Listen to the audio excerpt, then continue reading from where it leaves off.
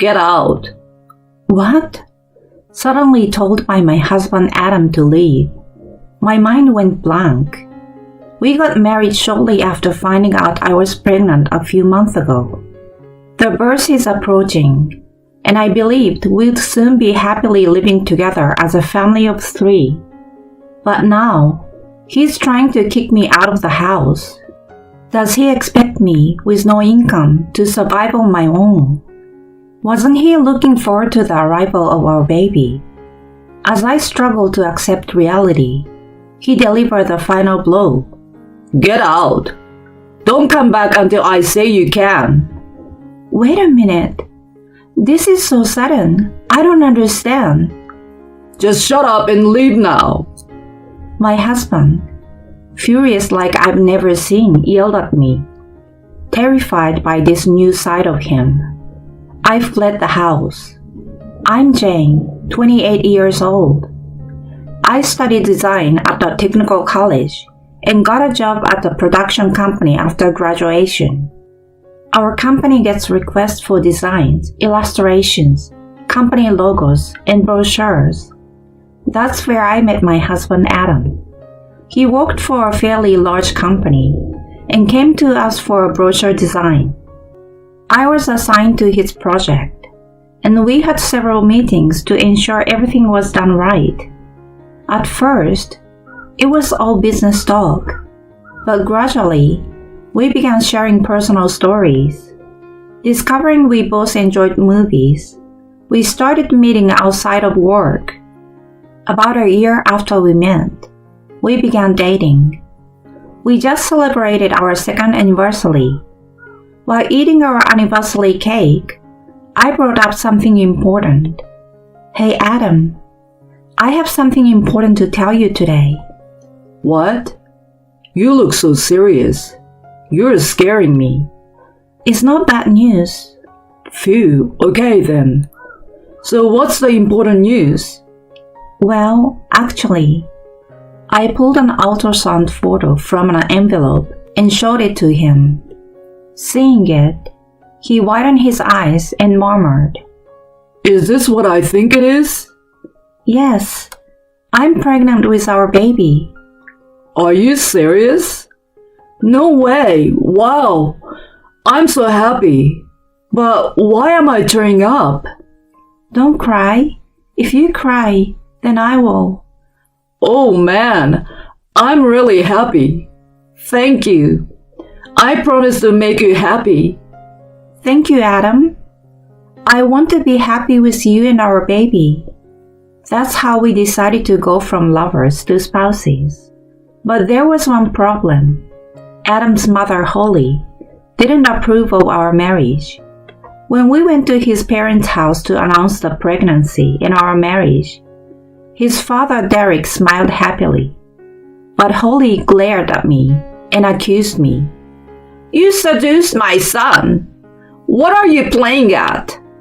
I don't seduce him. You're just after his money because he works at a good company, aren't you? No, I genuinely love him. I wonder about that. You're just a technical college graduate. Don't get too comfortable with my son. I felt completely invalidated and couldn't hold back my tears. Derek tried to intervene, but Holly showed no sign of remorse. In the midst of this, Adam yelled louder than anyone. Mom, enough! Why are you angry, Adam? I'm doing this for you. If you're thinking of me, then don't badmouth the person I chose. Jane is talented and doing great at her company. You don't need to defend her. You can do so much better than her. Jane is the most important person to me. She doesn't deserve your insults. Adam. Holly looked tearful. She adored him and seems to fluctuate with every word he said. Despite her opposition, we collected our paperwork and registered our marriage the following month.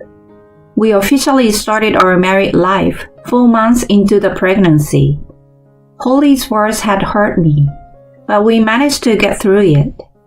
I thought we would support each other going forward, but at that time, I didn't realize a huge storm was approaching our marriage.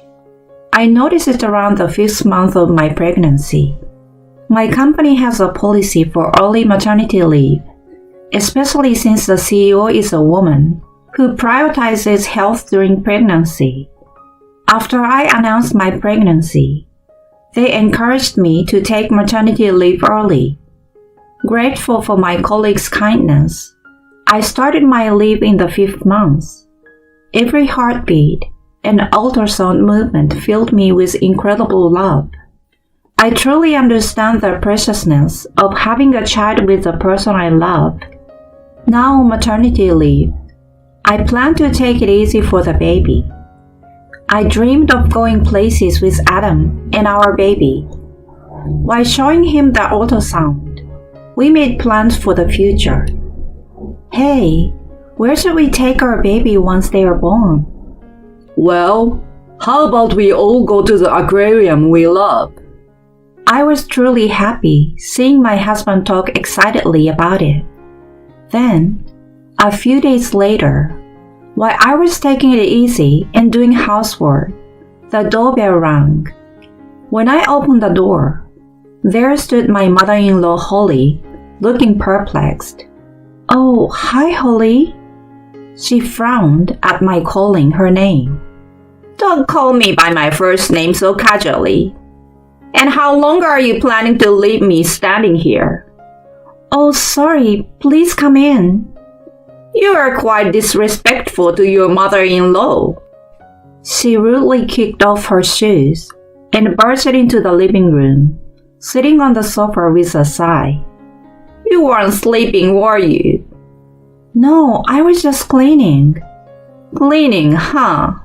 But I saw hair on the hallway floor." "I've only vacuumed the living room so far. I was going to do the hallway next." "You always have an excuse, don't you?" "Really? Is that how you tricked my son too?" "No, it's not like that." "Well, whatever. I came here today to tell you something important." She stood up abruptly and came close to me, pointing coldly at my now slightly noticeable belly. "Just because you're pregnant, don't bother my son. Raise that child on your own." "Excuse me? What are you talking about?" "There are better women out there for Adam, not someone like you from the bottom rung." "How can you say that? That's too much." "Shut up. You changed my son. He used to be such a good boy, but you made him strange. Divorce him." She threw holy water on me, shouting, "Demon!" while splashing it. I was beyond keeping my composure. Why? Why does this have to be happen to me? I just want to be happy with Adam and our baby. She seemed satisfied seeing me soaked in holy water and left soon after. Meanwhile, I felt completely broken. I should tell Adam about this, but I was too ashamed to admit how much his mother hated me. The next day, letters started arriving daily for Adam. At first, he didn't pay much attention, but recently, he has been frowning as he read them. One day, after reading a letter, he crumpled it and trembled. Concerned, I cautiously asked him, "Hey, you have been getting letters recently without a sender." It doesn't concern you. Why are you speaking to me like that? Just drop it. It's my mail, not yours. Sorry. After that day, his attitude became colder. He used to come home on time, but now he's late. On weekends, he used to go out with me, but now he goes out alone. Whenever I ask what he's doing, he just says, "It's none of your business. Don't worry about it." Even when I told him our baby was a girl, he briefly smiled, but then quickly went back to being expressionless. Can we really continue like this after the baby is born? That thought tightened its grip on my heart. As my pregnancy moved into the later stages, and the due date was 3 months away, Adam came home early one day, looking gloomier than ever. The air was so heavy, I struggled to speak. But knowing something serious was up, I forced myself to ask, "Adam, is something wrong?" He wouldn't look at me. Then, in a shocking cold voice, he said something I will never forget. Get out! What? His abrupt words left me completely stunned. I was about to give birth, yet he's asking me to leave? The reality that I was being thrown out of my home was inescapable. He really wants me, with no income, to survive on my own? Wasn't he excited for our baby's arrival? As I couldn't comprehend this, he delivered the final blow. Get out! Don't come back until I say you can. Wait a minute. This is so sudden, I don't understand. Just shut up and leave now. Terrified my yelling husband, my legs shook. Not knowing what to do, I quickly packed some things and called my father. He said he would come to pick me up, and I decided to take refuge at my parents' house for a while. That's how I left the house, as if fleeing. The following days were tough. Adam wouldn't reply to my messages or calls. My father apparently talked to him once, but he was vague about the conversation. Why could my father talk to him, but not me? I couldn't stop crying from the shock. The next month, while cooking with my mom, the doorbell rang. My dad unusually answered it, so I continued cooking. Then, he called my mom and me into the living room. There stood Adam and Holly. Adam, it's been a while. Jane, have you been okay? How could I be okay? You've been ignoring all my calls and messages. What have you been doing? Why? I couldn't suppress my questions and ended up speaking harshly. My pent-up anger and sadness had definitely reached a peak. Adam lowered his head, his voice trembling as if he were crying. Jane, I'm really sorry. I had no other way to do this without telling you anything. What do you mean? I don't understand what you're apologizing for. I didn't want to do this either, but this was the only way to protect you. Protect me? I asked back immediately, not understanding what he meant. He nodded slightly and began to explain. My being cold to you and sending you back to your parents was all to protect you. That still doesn't make any sense to me. Do you remember the letters I was receiving? Yes, I remember. The ones you never showed me, no matter how many times I asked. Right. I brought them today. He took out a bunch of letters from his bag and laid them on the table. Reading the words in the letters, I was speechless. Divorce your wife. If you don't, your wife will be harmed. Do you care what happens to the child? Divorce a useless woman who can only bear a girl. Tears flowed freely as I read the heartless words. Adam had kept these letters from me to protect my feelings, just as he said. Not knowing who sent these, I thought it could be someone dangerous. I feared for your safety when you were alone during the day. So that's why you told me to leave? Yes. I thought our house might be bugged or under surveillance. That's why I had to say it like that. I'm really sorry. Adam. As I explained everything to your father over the phone and asked him to relay the message to your mother, I just wanted you to be kept in the dark until everything was settled. Why? Why did you have to bear this alone? Then he showed a troubled smile and spoke tearfully. Because you're kind but stubborn.